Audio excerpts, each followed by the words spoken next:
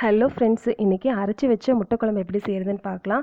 அதுக்காக கொஞ்சம் சின்ன வெங்காயம், Kashmir red chilli, normal red chilli, தேங்காய், வீட்டில் அரைச்ச மல்லித்தூள், பூண்டு, கருவேப்பிலை, பட்டை, கிராம்பு, சோம்பு எடுத்திருக்கேன்.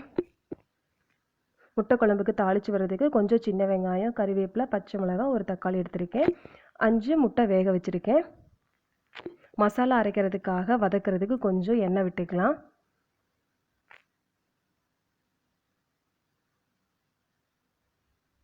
இப்போது தொளிச்சு வச்சுருக்க சின்ன வெங்காயத்தை ஆட் பண்ணிக்கலாம்.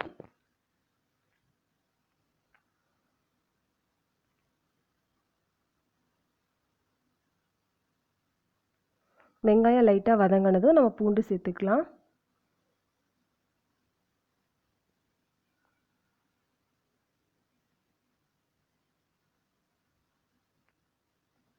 பூண்டு சேர்த்தாச்சு. கூடவே கருவேப்பிலையும் சேர்த்துக்கலாம். சின்னதாக ஒரு பட்டை, ஒரு கிராம்பு சேர்த்துக்கலாம்.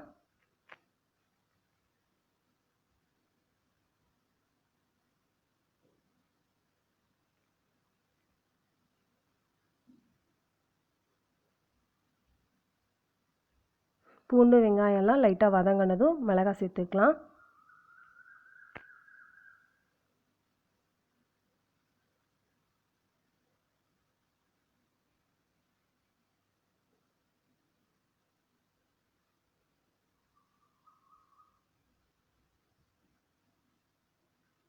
வெங்காயம் மிளகாய் வதங்கிடுச்சு. இப்போது தேங்காய் சேர்த்துக்கலாம். கூடவே சோம்பும் சேர்த்துக்கலாம்.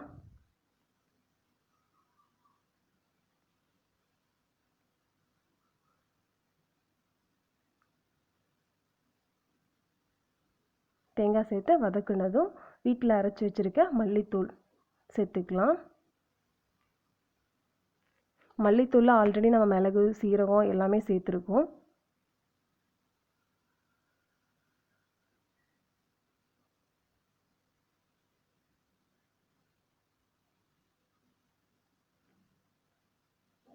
இப்போது வதக்கியாச்சு.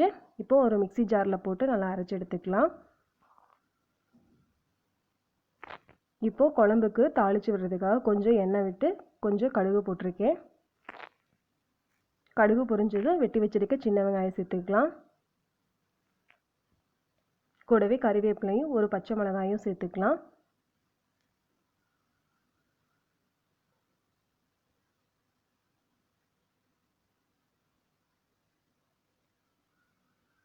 வெங்காயம் பச்சை மிளகாய் வதங்கினதும் கூடவே தக்காளி சேர்த்துக்கலாம்.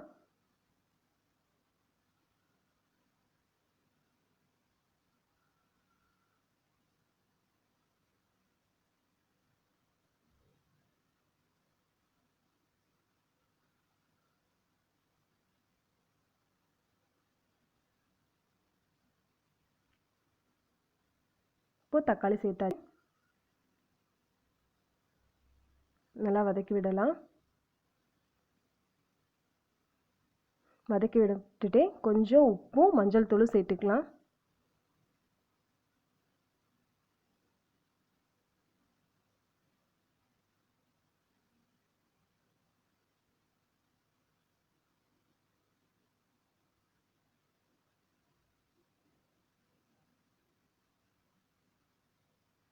தக்காளி நல்லா வதங்கினது நம்ம அரைச்சி வச்ச மசாலா அதில் சேர்த்துக்கலாம். கூடவே நம்ம குழம்புக்கு தேவையான அளவு தண்ணியும் சேர்த்துக்கலாம்.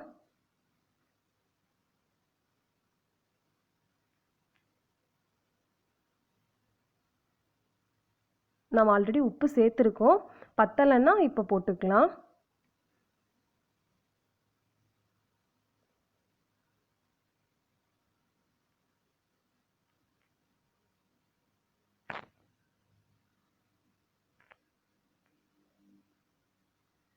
இப்போ குழம்பு பச்சை வாசம் போகிற வரைக்கும் நம்ம ஒரு தட்டை வச்சு மூடி வச்சிடலாம்.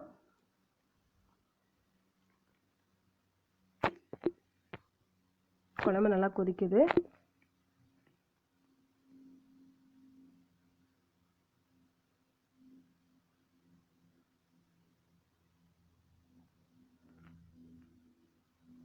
பச்சை வாசம் எல்லாம் போயிடுச்சு. இப்போது நம்ம வேக வச்ச முட்டையை லைட்டாக கீறி விட்டு போட்டுக்கலாம். அப்போ தான் மசாலா எல்லாம் முட்டைக்குள்ளே இறங்கும்.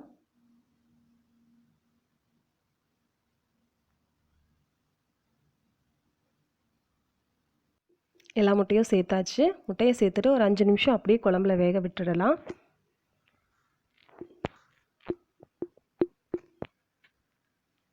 5 நிமிஷம் கழித்து ஒரு பச்சை முட்டை சேர்த்துக்கலாம்.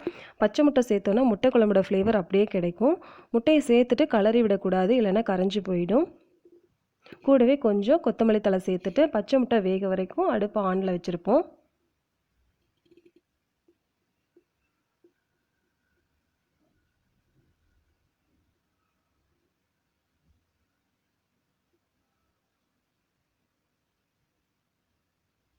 இப்போ அந்த பச்சை முட்டை நல்லா வெந்துடுச்சு. இப்போ அடுப்பை ஆஃப் பண்ணிடலாம். அவ்வளோதாங்க, நம்மளோட அரைச்ச முட்டை குழம்பு ரெடி ஆகிடுச்சு. இது சாப்பாட்டுக்கு ரொம்ப டேஸ்ட்டாக இருக்கும், சப்பாத்திக்கும் சூப்பராக இருக்கும். இந்த ரெசிபி கண்டிப்பாக உங்களுக்கு பிடிக்கும்னு நினைக்கிறேன். இந்த ரெசிபி பிடிச்சிருந்ததுன்னா நீங்களும் வீட்டில் ஒரு தடவை செஞ்சு பாருங்கள்.